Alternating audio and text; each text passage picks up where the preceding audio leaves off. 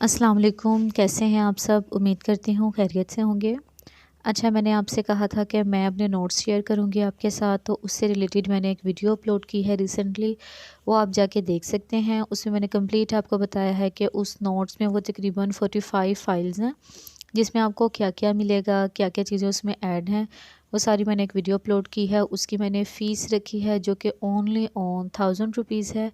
अगर किसी को चाहिए तो वो इस नंबर पे मुझे ₹1000 जैज़ कैश करें, मैं आपको उसी टाइम नोट सेंड कर दूँगी।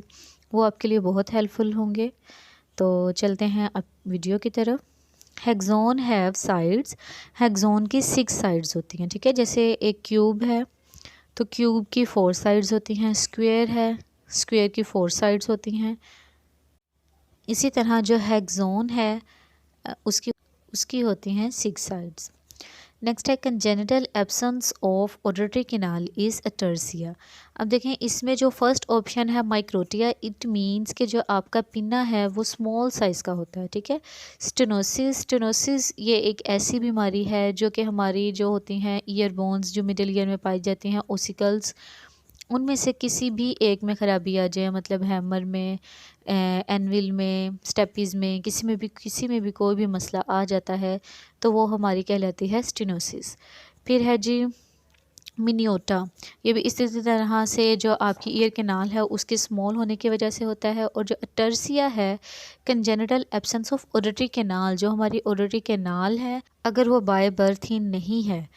कंजेनिटल मीन्स होता है बाय बर्थ, अगर आपको पैदा होते साथ ही कोई बीमारी है और वो पैदा होते साथ ही आपकी ऑडिटरी कैनाल नहीं है, तो उस बीमारी को हम क्या बोलते हैं? अटर्सिया। RAM stands for random assess memory. अब देखें ये कंप्यूटर की टर्म्स जो इसमें यूज़ की गई है। आप ये देखें जब आप 16 का पेपर दे रहे हैं तो उसमें हर चीज़ आएगी जो आपने मास्टर्स में पढ़ी है।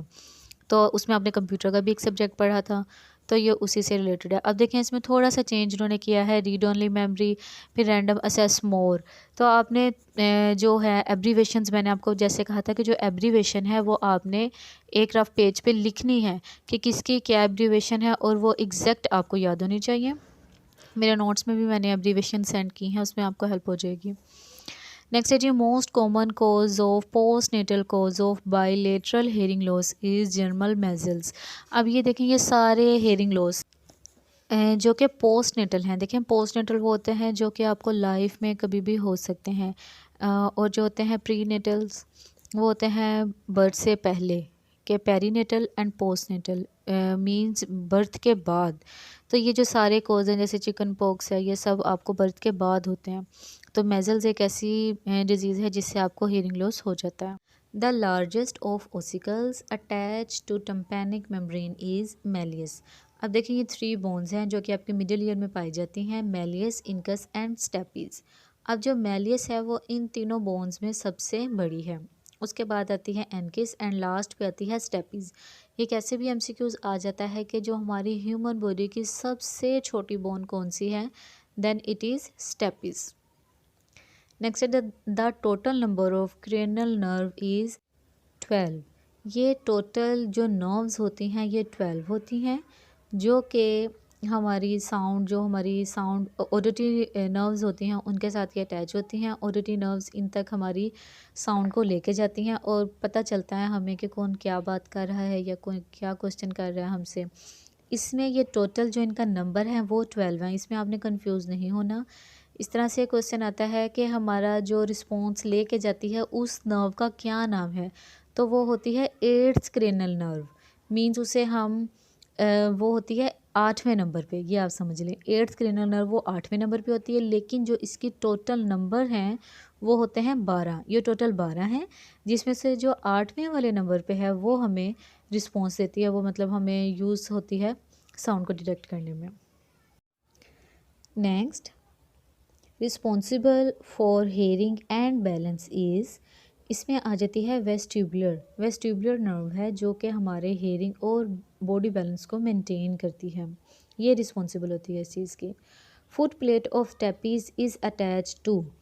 अब देखिए जो फुट प्लेट ऑफ ये स्टेपीज़ की ना 2 पार्ट्स होते हैं, एक इसका हेड होता है, एक इसकी फुट प्लेट होती है। जो इसका हेड होता है वो मतलब स्टेपीज़ से पीछे क्या आता है, एनकिस, एनकिस के साथ अटैच होती है। और जो इसकी फुट प्लेट होती है वो एक पाँव के तरह की शेप होती है, इसलिए उसका नाम फुट प्लेट है। वो अटैच होती है ओवल विंडो के साथ, ठीक है। ओवल विंडो के साथ उसकी फुट प्लेट अटैच होती है और जिसका हेड अटैच होता है वो होता है एनकिस के साथ अटैच। उम्मीद है आपको मेरी वीडियो पसंद आई होगी।